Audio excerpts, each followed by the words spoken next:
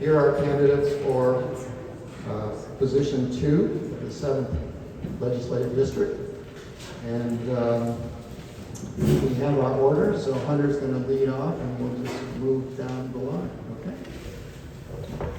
So again, this is the first prepared question about background and why you want to represent such a large district and what skills and experience you bring to the board. So thank you. All right, well, thank you very much for that introduction. Good evening, everyone. My name is Hunter Abel. I am running for 7th Legislative District, position number 2. I'm from over in Inchelium, where there was discussion with the last panel about the superintendent. Look forward to talking about some of those issues this evening. I'd like to talk about some of the hats that I wear and the background that I have and the reason I'm running for this position. I am a Christian. It defines how I'm going about serving in this campaign, and if I'm elected, how I would serve in office. I'm a father of 2 beautiful little girls, 9 and 11. We've got 4 generations of my family that live here in the 7th that call this area home. I am a conservative. It informs my worldview, but I'm also somebody who seeks to work with people, whatever their worldview may be, and if elected, would hope to represent everyone here in this district. I'm a military veteran. I served 20 years in the United States Navy, both enlisted and officer, active and reserve. I'm also a small business owner, and I am a constitutionally conservative attorney. So those are some of the hats that I wear, and then I mentioned I live on the ranch in Inchelium, our family ranch out there. It's called Long Rifle Ranch. Those are some of the hats that I wear. My background, as you can tell, is that I come from the private sector. Now, all of you who run small businesses know the challenges that come with running your own business. I get paid last. I have to navigate all the challenges that come out of Olympia, but I'm proud that we have created jobs here in this district. I also come from the military. The military teaches you to focus on mission, and I'm very pleased that I have earned the endorsements of our sitting state senator, our sitting state representative, who both endorsed me for this position because they believe I can help advocate for the people and the values of this district. And then I also come from the ranch. The ranch teaches you the ideals of hard work, integrity, and being who you say that you are. My name is Hunter Abel, and I'm asking for your support. Thank you very much.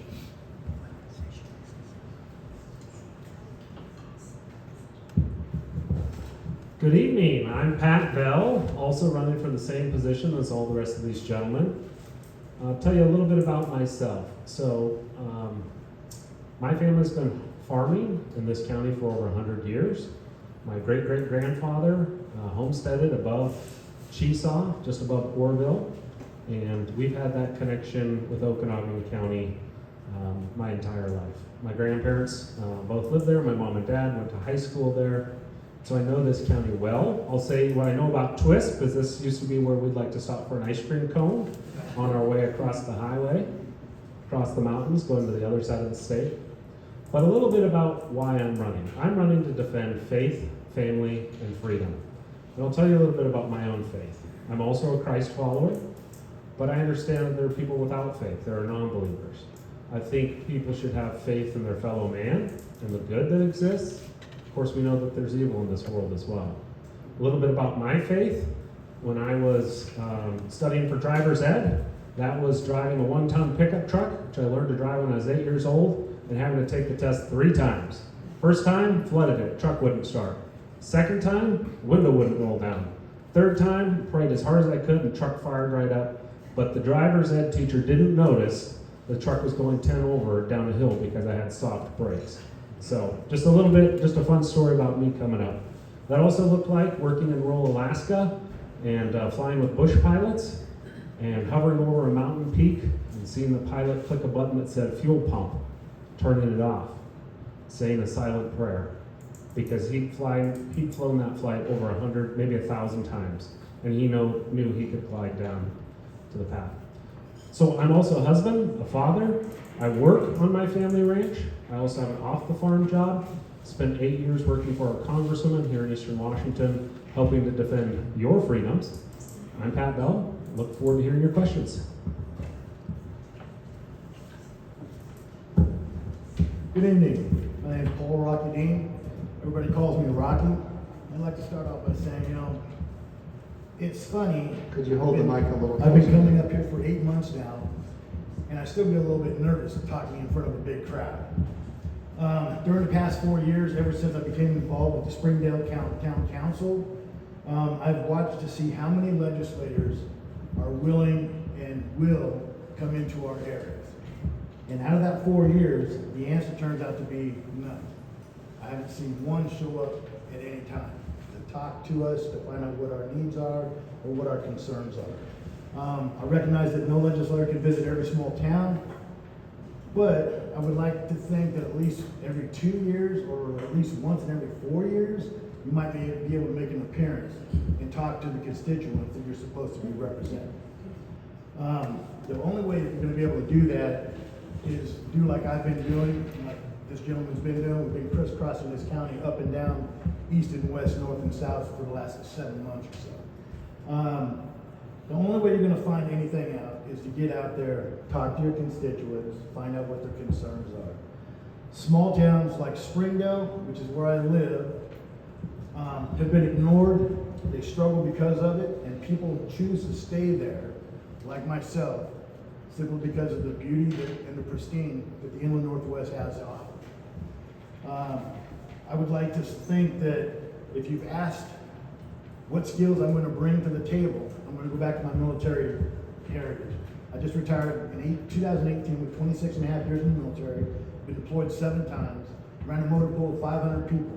So I know how to run logistics, I know how to get things done, and I have to wear a lot of different hats because you have to try and please everybody before yourself. So with that being said, my name is Paul Rocky Dean, and I hope I can earn your vote. Thank you. My name is Ron McCoy. The reason I'm running is family, family, and family.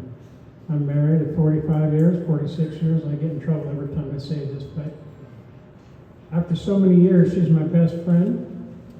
She is my soulmate.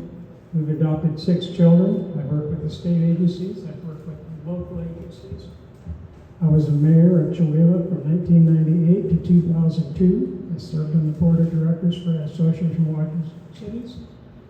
I've also been involved with Tri-County Economic Development. There are several other boards that we've served on locally, and I believe I can make a difference. I tell my children that they can be anything they want to be. I have no fancy story.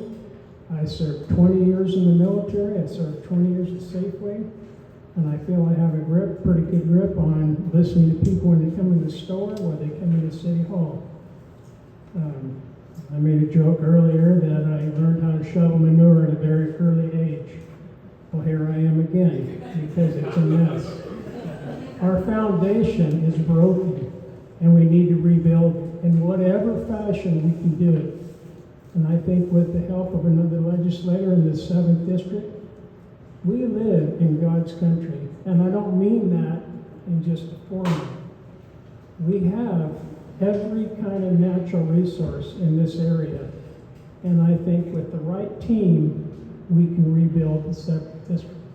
My name is Ron McCoy, and I would appreciate your vote of confidence in this election. Okay, thanks very much. Well done.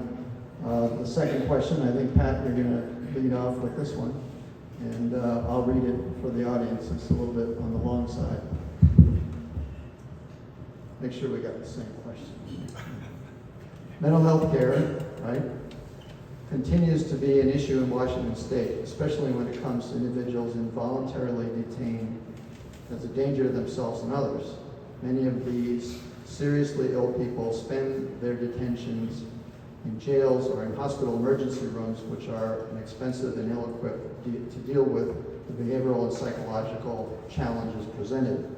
Would you support the state providing funding for the development of regional secure facilities to more appropriately house, treat, and refer such detained individuals for further care based on an assessment of regional need?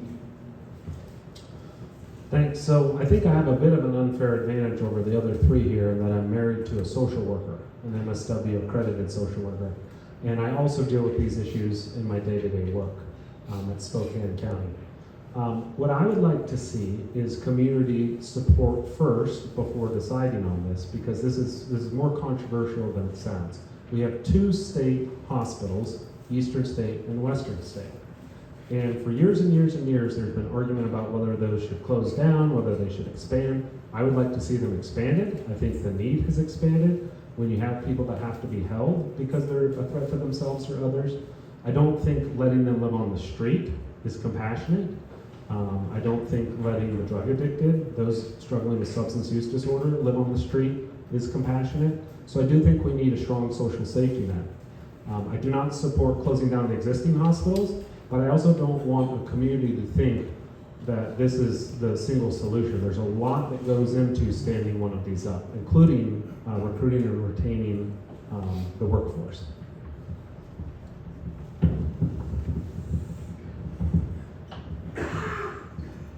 Same question? So yes, absolutely. I do support such funding. These facilities can provide the necessary care tailored to the regional needs, ensuring individuals receive appropriate support while also addressing public safety concerns. By investing in these resources, we can enhance the mental health treatment and reduce and ultimately create a more compassionate and effective system. This approach not only meets immediate needs, but also fosters long-term community well-being. It's time for us to prioritize and rehabilitation for these people in need and in crisis. And that's the only answer I have for that question, because that's the only one thing I can type.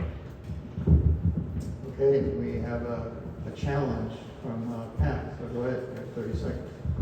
So I just want the community to think really carefully about this. Some of the most mentally ill in the state are sexually violent predators. Those are above level 3. Today they're housed at McNeil Island. Would a community like Twisp be okay with those individuals being housed here in your community? And that's what we're facing in Chihuahua with a nursing home that the state decided to come in and try and convert to inpatient mental health, when the hospital there can't even deal with somebody at that level of crisis. So I just want you to think carefully about this issue. Okay, we have another rebuttal. I believe that if we have the resources made available to fully staff these facilities that we're talking about, I think that everybody will feel safe at night, instead of just, you've got part-time people who come in or people who call in sick, and they don't have the time nor the effort they want to put into something. These people have real needs, and these people need real help. And I think that the 7th District has a lot to offer to these people.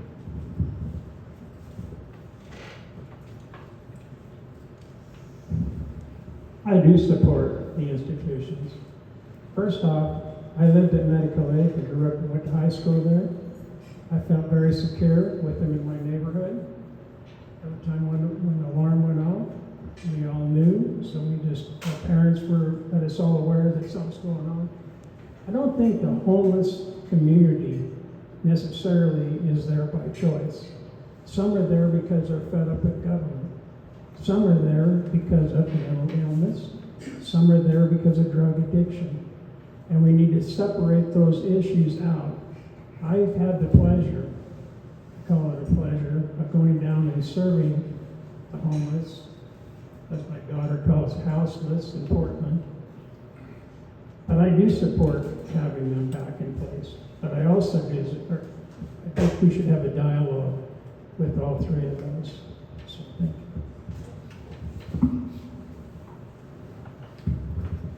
Well, thank you very much. It's a good question.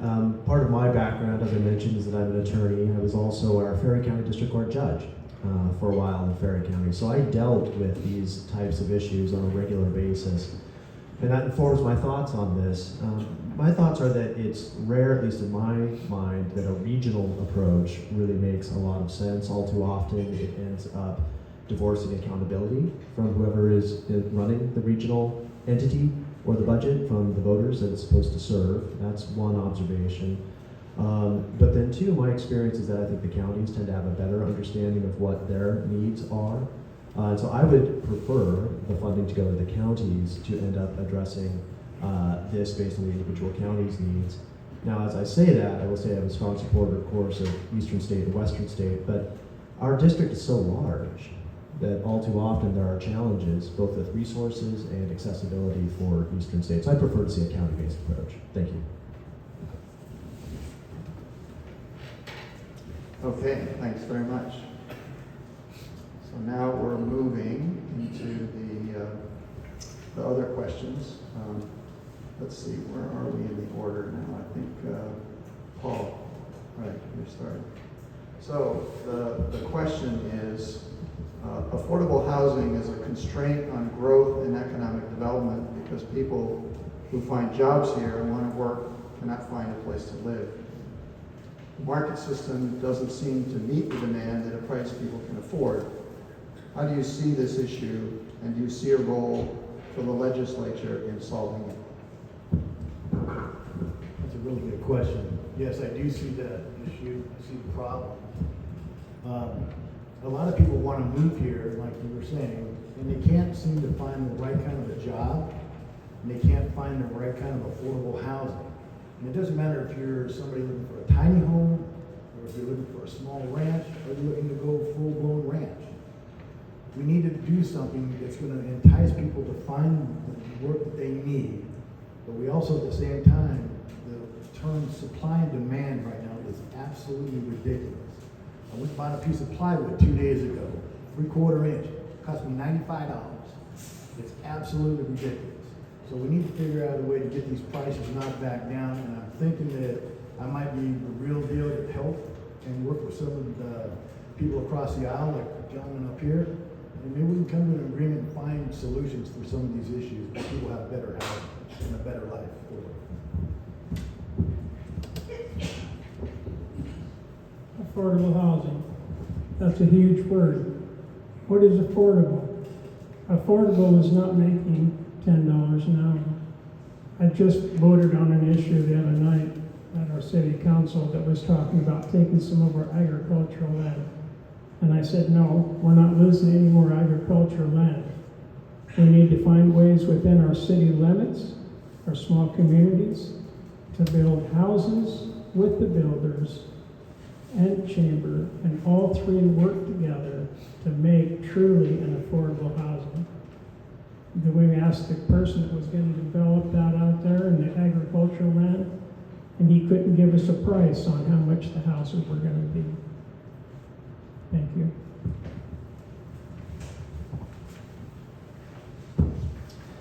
Yeah, unfortunately, this is a challenge throughout our district, the question of affordable housing, and there are multiple parts to it.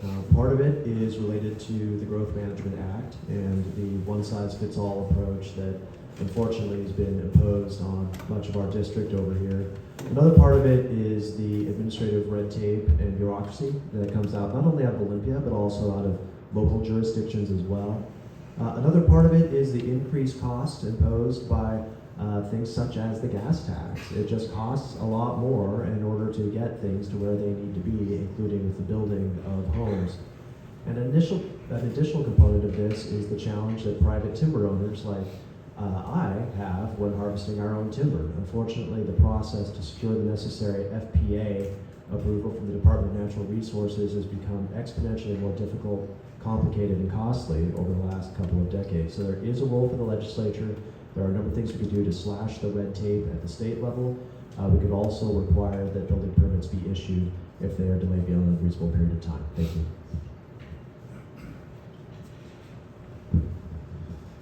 So a little ask the audience, who's moved here in the last 5 years to the 7th District? Okay, so not as big a problem as we have elsewhere, but elsewhere we have a big population growth, and that's putting a squeeze on the housing market. At the same time, the available inventory seems to be constricted because not as many people are selling. A lot of people are staying in their homes longer with interest rates. They're not moving up the housing ladder. So I do support attainable housing, is what I would call it, which is more entry-level housing.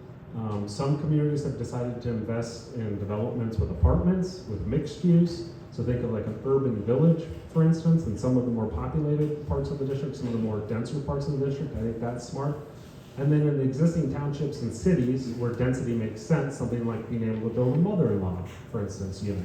I think we do need more flexibility from the state to allow that. so that people could maybe earn some extra income, stay in their home longer, and I think that's a big part of how the state could play. Okay, thanks very much. Okay, next question, and I think Ron, you're the lead off this time. Increased wildfire risk has led to dramatic increases in the cost of homeowners insurance. Insurers leaving the market and homeowners having trouble finding and affording insurance. What actions could the legislature take to ensure choice and affordability for homeowners? Homeowners insurance, good luck.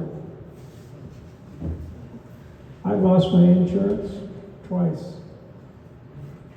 First off, we were not able to do it because of 2 dog bites. So the insurance, alleged dog bites, and so these insurance companies, I guess they're just feeling like they're overburdened.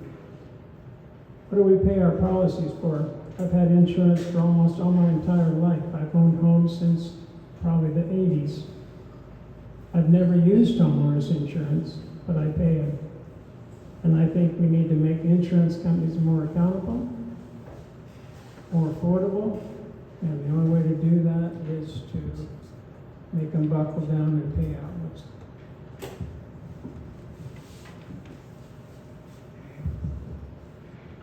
Yeah, thank you very much. It's a good question. So the issue of forest fires and the related issue of insurance rates is very real to me and my family. We were mandatorily evacuated off the ranch a couple of summers ago when we were woken up at about 2 or 3 in the morning with a tribal police officer with lights and sirens on saying, evacuate now.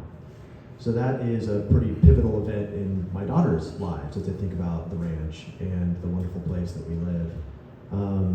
With regard to the specific question about the insurance rates, one of the best ways to drive down the insurance rates for those of us who live in rural areas would be to ensure that our forest lands are being better managed, to ensure that forest fires are not increasingly out of control, not increasingly taking away our summers, as we have seen in recent years. I've talked to my folks this morning that it didn't used to be this way. We all remember, 20 years ago when we didn't lose every summer to smoke and to forest fires. There's that, and then there's the insurance commissioner race. Thank you.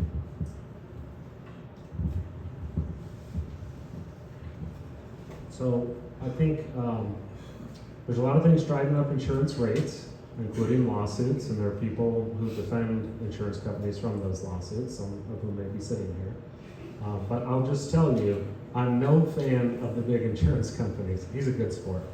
I'm no fan of the big insurance companies. And I will also tell you this, I think this is where Consumer Protection Division has a really big role to play, to get in there and look at the insurance companies, to look at their actuarial background for doing these things.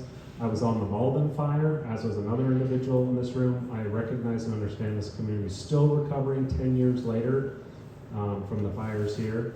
We saw the same thing in Spokane County with the Gray Road fire and the Medical Lake Road fire. But unfortunately, what you also have is a lot of people who are uninsured because what they live in as a home is uninsurable. So I do think the state needs to strengthen some of those programs for people who can't even get commercial insurance. So there's some fallback, so that we're not always going to FEMA or other funders with these catastrophes. I agree with that last statement you just said. I think the insurance commissioner, whoever gets in the offices next time, really needs to stand out and show up for the people and start writing new policies on how they attack how insurance companies stick it to the normal house person who owns a home. I've been in the county for 6 years. Sorry, I didn't bring my hand over there. And my insurance, I use USAA, which is a military-backed insurance company. So I'm very fortunate for that, but I still pay high premiums. And even though we clean and keep our land relatively thinned out, because it is very densely populated with small trees, I still am paying high premiums on it. Even if you do the work, the insurance companies don't look at that, and they still are going to stick it to us. And I think that the commissioners up at the insurance end need to start looking at some of these programs. Okay, thank you. You guys are doing great. So our final question before the closing statements, and this again is about the schools. Excuse me. Schools across the state are experiencing funding reductions resulting in cutbacks in programs. Many people feel that Washington State is not keeping up with society's needs to educate our children. Do you agree? If so, what would you do to ensure stable and adequate funding for schools? I do certainly have concerns about public school funding, but one thing I will note, and this was mentioned in the previous panel as well, is that as a result of the McCleary decision a number of years ago, a tremendous amount of more funds were put to public schools, and that did not solve all of the problems. I think it's clearly an example of where just putting more money toward the problem doesn't solve all the problems. So that's my initial thought, is that we do need to be aware of how the funds are being spent. I think we need more flexibility at the local level with how funds are being spent. We also need to be aware and understand some of the curriculum that is being imposed on the local level. I frequently say that there are a lot of important races on the ballot this fall. I encourage people to obviously pay attention to this race, but also pay attention to the school board races as well.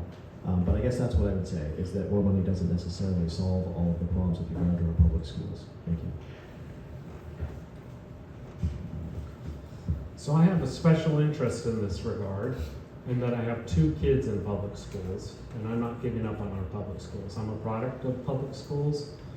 I think a lot of what Hunter was talking about is a little bit misdirected, because mainly the problem we're seeing now is with school budget sustainability. And you've seen what's happened with the state coming in and giving more funding, but then taking away from districts the ability to use levy dollars for teacher salaries. Now, I also have a lot of teachers in my family, my sister, my cousins, so this issue is personal to me. That's why I declare that it's a special interest. But I'm also worried about some of these agendas in our schools. I don't want any political ideologies in our schools. I don't think there should be any flag in our schools except for the American flag.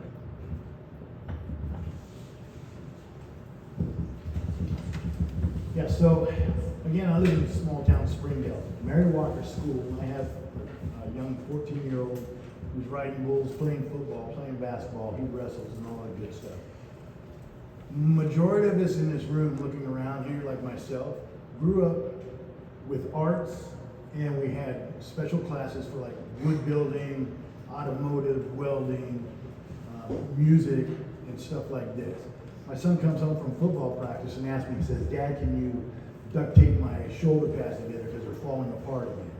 This is unacceptable, but yet they're on us about taking care of our kids when they're playing football, for example, that they're getting concussions and stuff. But when you don't have the right gear, you can't get the job done. Our kids are the next stepping stones of our future, and we need to fully fund our schools like it used to be when we were all in school.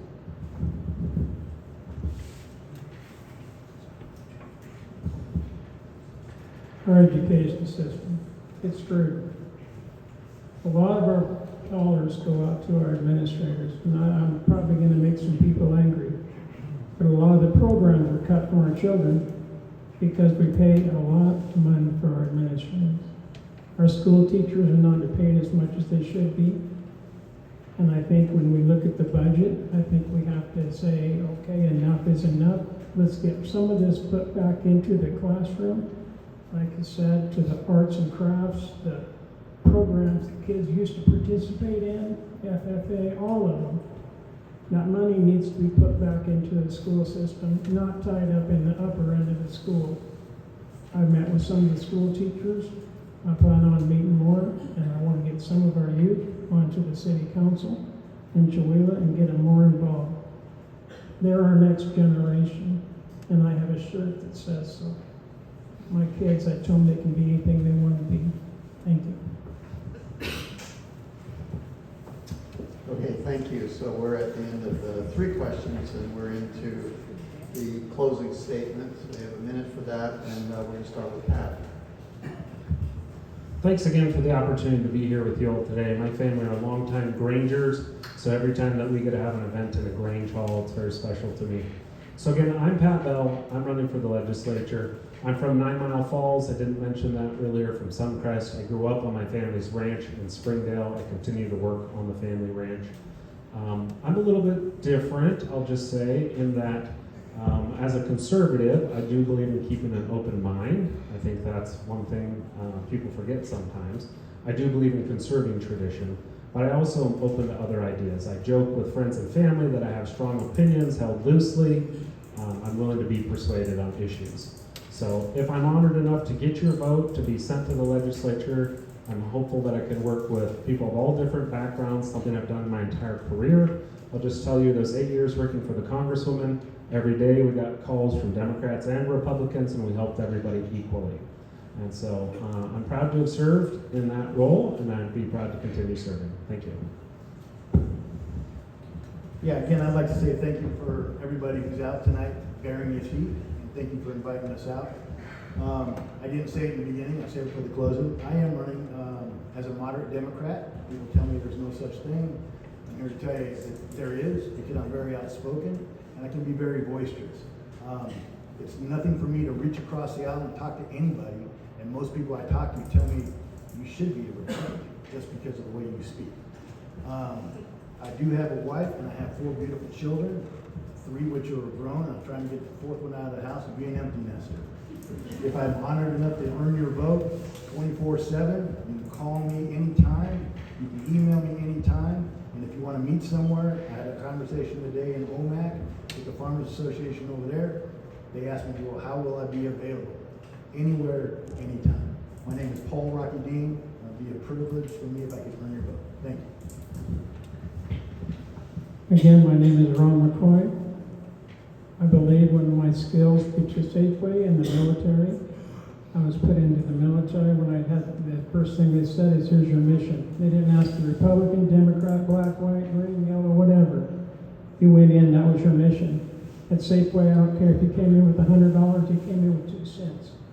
You were treated the same respect. I'm going to take that to Olympia with me. I can't do it by myself. Everybody out there is the voice. That's why we serve. And I know when I was mayor, I had an open door policy. I took the door off of my office when I got into office. So I would appreciate the vote of confidence that I can take to Olympia. Get past it, the 6th of August. Thank you very much. All right, well, thank you very much to our moderator and to the Grangers for hosting this event. This is a wonderful event. I love these opportunities to come out and engage in these candidate forums. We've talked a lot about issues tonight, which has been extremely helpful. I hope that you've heard from me that I come from a slightly different background than frequently the folks you see running for office. I come from the private sector, the military, and the ranch. But in talking about these issues, it strikes me that there are a number of legislative changes we can make to address these issues. But more than all that, we need a renewal in our country. We need a renewal in faith, something greater than ourselves. We need a renewal in our civic bonds that tie us together. We need a renewal in our belief that we live in an exceptional country and an exceptional part of the country. I'm passionate about this area. I love it very much. I'd be honored to have your support to go to Olympia to do what I can to make it safe, happy, healthy, free, and prosperous. My name, again, is Hunter Abel, and I'm asking for your vote for Washington State Legislature, position number 2. Thank you. Thank you all. Well done. How about a round for